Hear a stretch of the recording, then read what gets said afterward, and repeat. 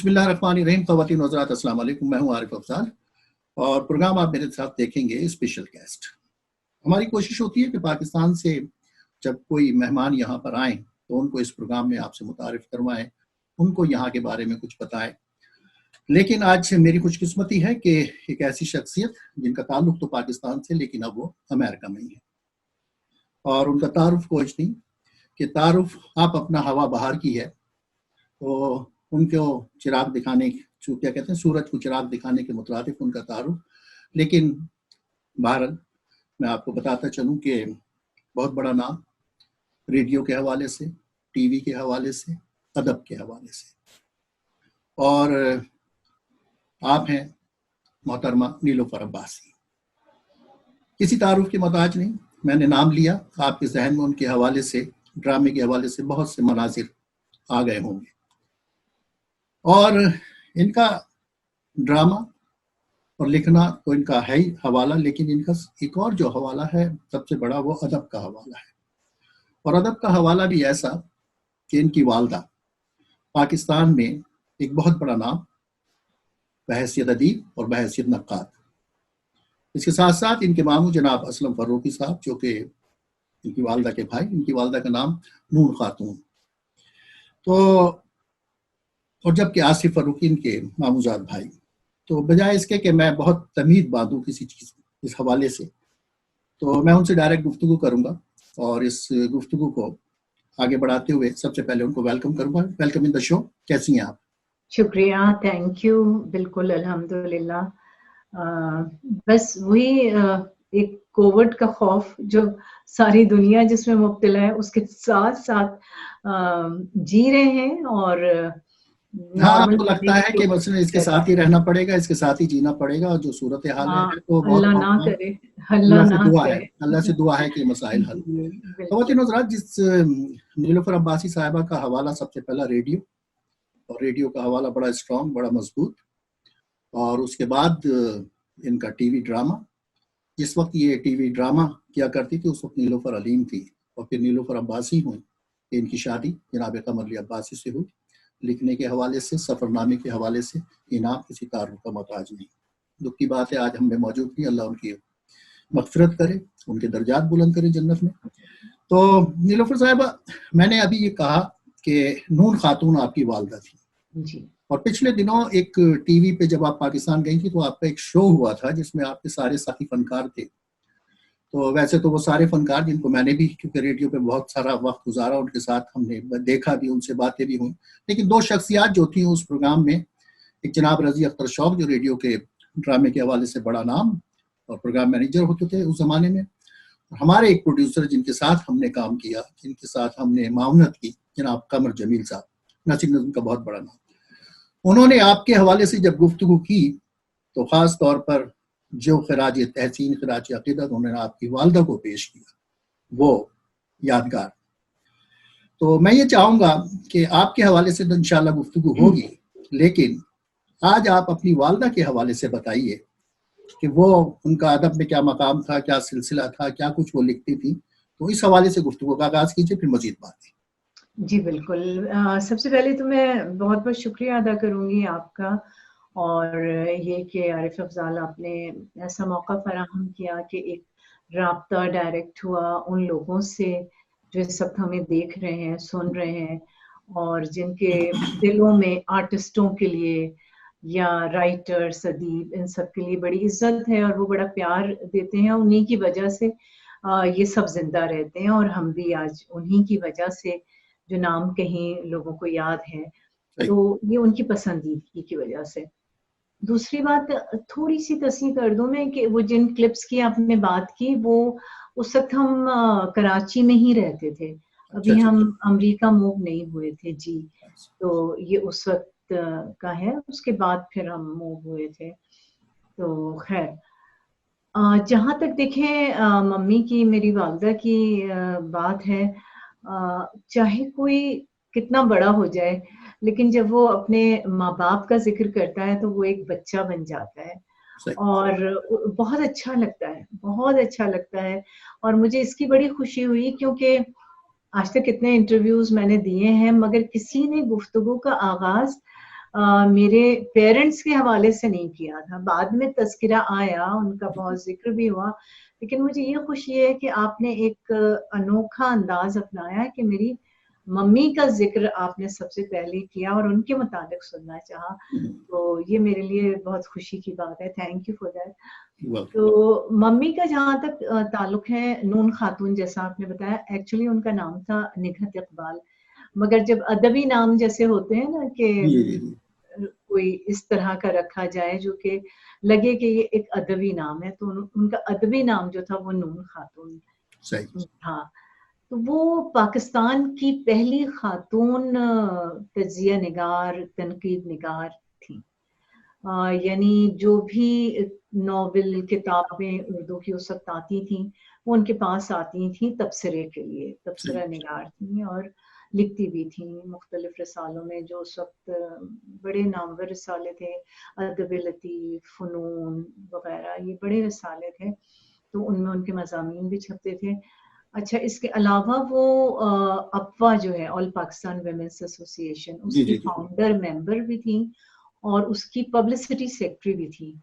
और एक प्रोग्राम वो अफ़वा मैगज़ीन करती थी रेडियो पाकिस्तान कराची से, जिसमें अफ़वा की सरगर्मियाँ होती थी उस पूरे हफ्ते की। अफ़वा बहुत फ़ाल थी, बहुत काम करती थी। उसके अलावा जो लिखने पढ़ने का ताल्लुक है, वो उनको अपनी फैमिली से मिला, ख़ानदान से मिला। मेरे नाना मोहम्मद एहसन जो थे मरहूम, वो भी बहुत पढ़ने लिखने के कायल थे और उस वक्त उन्होंने अपनी लड़कियों को स्कूल भेजा, जबकि मुसलमान लड़कियां हिंदुस्तान में रिवाज नहीं था। स्कूल जाना उनका कुछ बेहतर नहीं समझा जाता था, मना था एक तरह से कि नहीं, स्कूल नहीं जाएंगी, घर में पढ़ लें। लेकिन उन्होंने उस वक्त अपने बेटियों को भी बेटों के साथ स्कूल भेजा और उन्हें स्कूल में पढ़ाया, आगे तक तालीम दिलवाई। और ये भी दिलचस्पी की बात है कि मेरी जो नानी थी नादिर जहां, लखनऊ से उनका ताल्लुक था, तो वो भी स्कूल की पढ़ी हुई थी। तो ये एक बड़ा मतलब उस वक्त फख्र एक समझा जाता था कि भाई मतलब हमारी तो नानी भी स्कूल की पढ़ी हुई है। तो घर में एक तालीमी माहौल था, पढ़ने लिखने का था। फिर जो मम्मी के बड़े भाई थे डॉक्टर असलम फरूखी, ये माशाल्लाह 8 बहन भाई थे, लेकिन इन दोनों की बहुत दोस्ती थी और इनमें बैतबाजी और ये तकरीरी मुकाबले घर में ही इन सब में आपस में होते थे। मतलब एक ऐसी सेहतमंद फिजा थी। तो वही आगे चल के मतलब उस चीज को बढ़ावा मिला और मम्मी में भी ये चीज पैदा हुई, लिखने की, पढ़ने की, और डॉक्टर साहब ने बहुत आगे अपना मकाम बनाया। तो ये बैकग्राउंड था। और आपको मजे की आरिफ ये बात बताऊं कि मैंने जो पहला नॉवेल पढ़ा जिंदगी में, पहली उर्दू की किताब, वो थी खुदा की बस्ती। और उस वक्त मैं क्लास 1 में थी। जी, शौकत सिद्दीकी साहब की। मैं क्लास 1 में थी और मुझे सही तरह से उर्दू नहीं पढ़ना आती थी। तो ये नॉवेल आया था तबसरे के लिए मम्मी के पास, इसको आदमजी अवार्ड मिला था। जी। तो अच्छा, वो मैंने जब देखा रखा हो तो मुझे उसका टाइटल बड़ा अच्छा लगा। वो बस्ती बनी हुई और झोपड़ियां और बच्चे बाहर खेल रहे हैं। तो मैंने उसे खोल के देखा, वो उर्दू में था। मैंने पढ़ने की कोशिश की। अच्छा, हिज्जे मुझे सही तरह आती नहीं थी, तो मैंने लेकिन कोशिश कर करके और फिर वो रवा होती गई।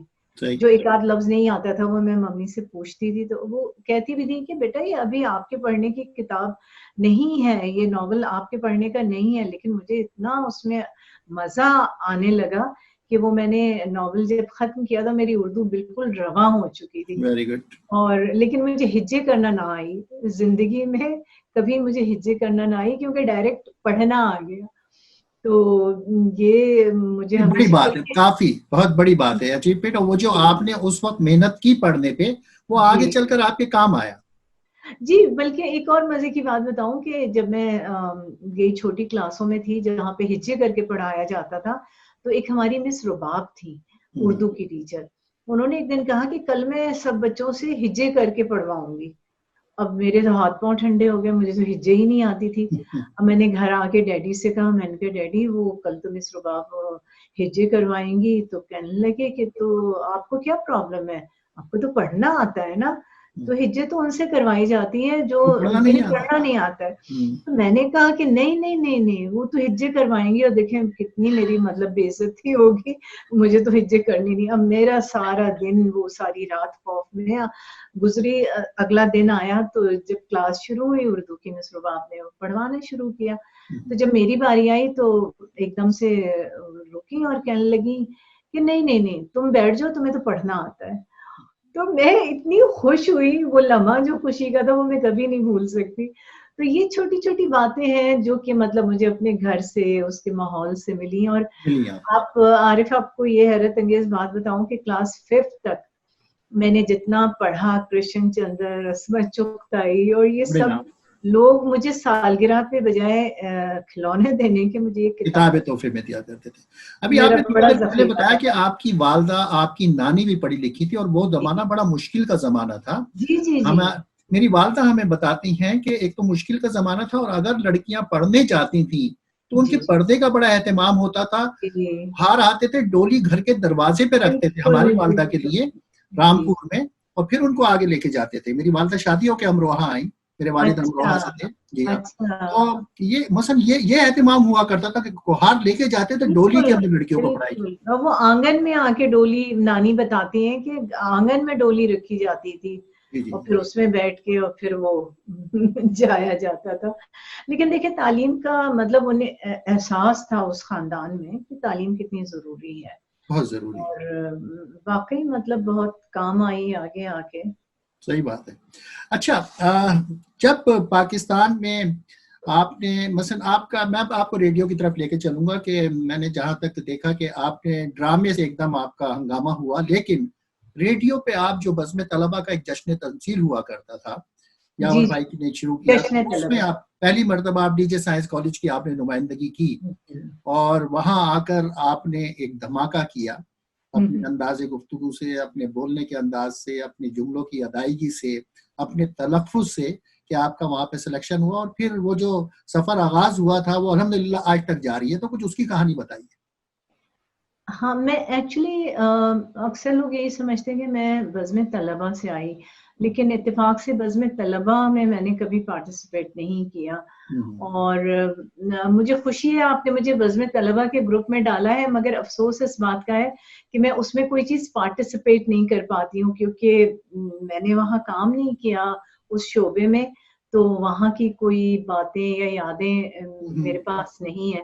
लेकिन मैं बड़े दिलचस्पी से, जो बाकी बच्चे हैं, हुँ, हुँ, लड़के-लड़कियाँ हुँ। हैं, वो जो अपनी पोस्टें डालते हैं और उस वक़्त की बातें, बल्कि बाद की बातें ज़्यादा होती हैं, अब जो तो बात बाद ही की करते हैं। ज़्यादा हो रही हैं, अब स्टूडेंट लाइफ़ की बातें बहुत कम होती हैं वहाँ। जी, हुँ, तो लेकिन मुझे अच्छा लगता है, मैं हुँ, कहती हूँ चलें गुड, और इसीलिए मैं उस ग्रुप से हटती नहीं हूँ, हालाँकि सही। मैं उसमें कुछ पार्टिसिपेट नहीं करती हुँ, हूँ। हुँ। बहरहाल, मैं आई जश्न तलबा से, तो मैं डीजे साइंस कॉलेज में थी, वहाँ पे हमारे सर थे प्रोफ़ेसर हाशिम जलाली।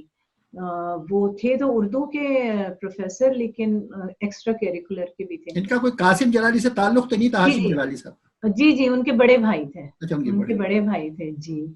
और बहुत अच्छे, बड़े नाइस थे, मगर मैं और एक मेरी फ्रेंड थी फ़हमीदा, हम लोग साथ रहते थे, हमसे बड़े नाला रहते थे वो, क्योंकि हुँ, हम हम समझते थे हमारी उर्दू बहुत अच्छी है और कुछ गलत भी नहीं समझते थे, वाक़ई उर्दू अच्छी थी हमारी। लिटरेचर से हम दोनों को बहुत ही दिलचस्पी थी, हालाँकि थे स्टूडेंट साइंस के, हुँ, तो हुँ। होता ये था, हम अक्सर उर्दू की क्लासें बंक कर देते थे। तो ज़ाहिर बात है वो नाराज़ भी होते थे और मुझे तो धमकी देते थे बड़े मामू की कि अच्छा, मैं ठीक है, मैं डॉक्टर साहब से तुम्हारी शिकायत करूँगा, तुम हुँ, हुँ। क्लासें बंक करती हो। फ़हमीदा को उनके बड़े भाई की मिलती थी धमकियाँ। लेकिन ये कि वैसे पढ़ाते बहुत अच्छा थे, लेकिन हमें ये ज़ोन था कि हमें ये सब कुछ आता है, हम क्लास बंक कर सकते हैं, हालाँकि गलत था। तो एक दिन उन्होंने बुलवाया अपने कमरे में, तो मैंने और फ़हमीदा ने यही समझा कि कुछ डाँट पड़ेगी, जाएँगे तो। तो ख़ैर वो कहने लगे कि भई क्या बात है, ड्रामे-व्रामे नहीं हो रहे हैं? मैंने कहा कि सर, यहाँ तो डीजे कॉलेज में सब इतने पढ़ाकू स्टूडेंट हैं, ड्रामे वग़ैरह कहाँ, कभी-कभार आप डिबेट करवा लेते हैं, हुँ। वरना या कभी साल में 1 बार स्पोर्ट्स हो जाते हैं। कहने लगे कि नहीं, नहीं आप ड्रामा करेंगी? हमने कहा क्यों नहीं करेंगे? तो कहने लगे कि अच्छा रेडियो पाकिस्तान से आया है बुलावा और एक स्टूडेंट को हमें ड्रामे के लिए भेजना है, तो मैं चाहता हूँ कि आप जाएं। तो बड़े खुश हुए क्योंकि रेडियो पाकिस्तान तो मैं बहुत ही मेरा आइडियल था। मैं एक्चुअली मम्मी के साथ जाती थी जब बच्ची थी, अप्पा मैगजीन वो करने जाती थी तो मैं भी उनके साथ जाती थी।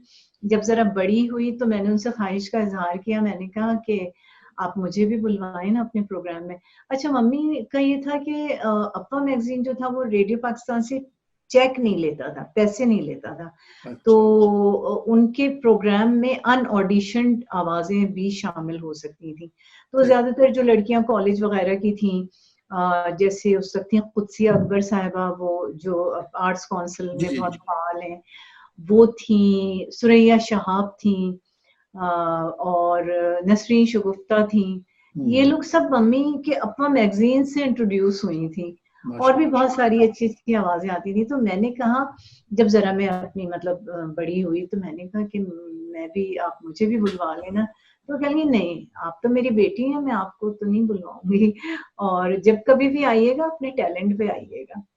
तो खैर मैं तो बड़ी खुश हुई कि मुझे मौका मिल गया। अच्छा जब हम पहुंचे तो हमारा ये ख्याल था कि बस जाएंगे और सीधा हमें स्क्रिप्ट मिलेगा और हम कास्ट हो जाएंगे ड्रामे में, लेकिन वहां तो आरिफ अफजाल, आप तो रेडियो पाकिस्तान से वाकिफ हैं, जो उसका एंटर होते ही जो रश था लड़के लड़कियों का कि वो जो मुहावरा है कि खबे से खबा चलना, वो, और अंदर जाने की जगह ही नहीं मिल रही। और उसके बाद जो लड़की बराबर में बात कर रही उसकी आवाज इतनी सुरीली लग रही, हर लड़की की आवाज इतनी। तो मैंने कहा यार फहमीदा देखो यहाँ तो हर लड़की इतनी अच्छी आवाज वाली है, हमारी दाल नहीं गलने वाली है, चलो वापस चलते हैं। तो कहने लगी कि नहीं नहीं सर जलाली बहुत नाराज होंगे और तुम अगर ऑडिशन दिए बगैर चली गई और उन्होंने तुम्हें ही तो भेजा है अकेले। मैंने कहा अच्छा खैर हम किसी तरह ऊपर पहुंचे। तो अस्मा जहरा साहिबा जो थी वो लड़के लड़कियों को मैनेज कर रही थी स्टूडियो में, लाइन से वो भेज रही थी। और शौक साहब थे, रजी अख्तर शौक, जो कि ड्रामा प्रोड्यूसर थे। अच्छा ड्रामा प्रोड्यूसर होना बहुत बड़ी बात होती थी। देखिए उस जमाने में तो रेडियो का तूती बोलता था। हो टीवी अभी आया नहीं था। तो और प्रोड्यूसर्स सारे बड़े लायक, बड़े मतलब नामवर प्रोड्यूसर्स थे, लेकिन जिसके पास ड्रामा होता था वो कुछ, उसकी अहमियत ही कुछ और होती थी। पता नहीं उसे क्या समझा जाता था और वो खुद भी अपने आप को क्या समझता था। स्टूडियो नंबर जो ड्रामे थे वो तो ऐसे थे जो आज जैसे टीवी का जो शहर है वो रेडियो का शहर था उस वक्त। बिल्कुल एग्जैक्टली। तो अच्छा बल्कि यहाँ मैं ये भी कहूंगी कि ड्रामा जो है अब तो लोग नहीं सुनते, अब शायद होता भी नहीं है, लेकिन एक तो उसमें सबसे बड़ा चार्म ये था कि आपकी जो पसंद की शक्ल है, मतलब जो हीरो आपके जहन में, जो कोई हीरो है हीरोइन है, आप उसको ढाल लेते थे, उसका पैकर। मतलब अब टीवी में तो ये है कि आपको पसंद आ रहा है या नहीं आ रहा है उसी को देखना है, मगर रेडियो में ये प्लस पॉइंट था कि आप अपनी मर्जी से आप अपना खाका बनाते थे आवाज बिल्कुल अपना खाका इमेजिन कर लें। तो खैर अच्छा उससे पहले ये वो शौक से बहुत बेजार बैठे थे क्योंकि बहुत सारे वो हजारों की तादाद में स्टूडेंट्स थे। तो वो सुन चुके होंगे बहुत सारे लोगों को और परेशान हो चुके होंगे। तो बहुत ही बेदिली से उन्होंने, अस्मा जहरा साहिबा ने मुझे स्क्रिप्ट दिया तो शौक साहब ने बहुत ही बेदिली से जैसे इशारा किया बोलने का, तो मैं बोलने लगी। तो जब मैंने बोलना शुरू किया तो वो एकदम से चौंके। बूथ आपको पता ही है, बीच में जो शीशा होता है ग्लास, उसके पीछे से उन्होंने कहा 1 मिनट बीबी 1 मिनट। फिर उन्होंने टेप लगाया, एक नया टेप लगाया स्पूल पे, और स्पूल लगाया और क्या कहते हैं, फिर उन्होंने कहा कि मतलब बोलना शुरू करें और रिकॉर्डिंग करने लगे। उससे पहले वो रिकॉर्डिंग ही नहीं कर रहे थे। तो फिर अच्छा हमने कहा ले भाई चले हमारा तो काम हो गया। लेकिन पता चला आरिफ आप तो वाकिफ हैं कि रेडियो का क्या मयार था और क्या मतलब वो फिल्टर कर करके जो है वो सिलेक्शन होता था। उसके बाद भी कोई 100 स्टूडेंट्स उन्होंने अलग किए, फिर उसमें से अलग किए, फिर उसमें से फाइनली अल्लाह अल्लाह करके जो ड्रामा था, मेरे ख्याल में तूफान के बाद उसका नाम था, अतर सिद्दीकी साहब का लिखा हुआ था। तो उसके लिए हमको हीरोइन सिलेक्ट कर लिया और अस्कर मेहंदी मरहूम थे, वो शायद सिटी कॉलेज के स्टूडेंट थे, उनकी आवाज़ तलत हुसैन से काफ़ी मिलती हुई थी। अच्छा। वो हीरो हुए। तो बस ये कहानी थी। उसके बाद जब वो ड्रामा ऑन एयर गया, तो इतने अच्छे तबसरे उस पे हुए, और डॉन जो बहुत बड़ा अखबार था उस वक़्त यकीनन। भी, और जंग, इस सब में golden voice of the year और ये और वो और क्या-क्या, बस अल्लाह को इज़्ज़त देनी थी। तो ये कहानी तो इसको आगे बढ़ाएंगे एक छोटे से जी, वक्फे के बाद। तो जी। ख़वातीन और हज़रात, इस वक्त हुआ एक छोटे से वक्फे का। वक्फे के बाद हम वापस आएंगे तो नीलूफर अब्बासी साहब हमारे साथ मौजूद हैं, तो इनसे मजीद बातें कहानी के अगले हिस्से की तरफ जाएंगे कि रेडियो से टीवी का सफर कैसे आगाज हुआ। तो वक्फे के बाद आपकी खिदमत में फिर हाजिर होंगे।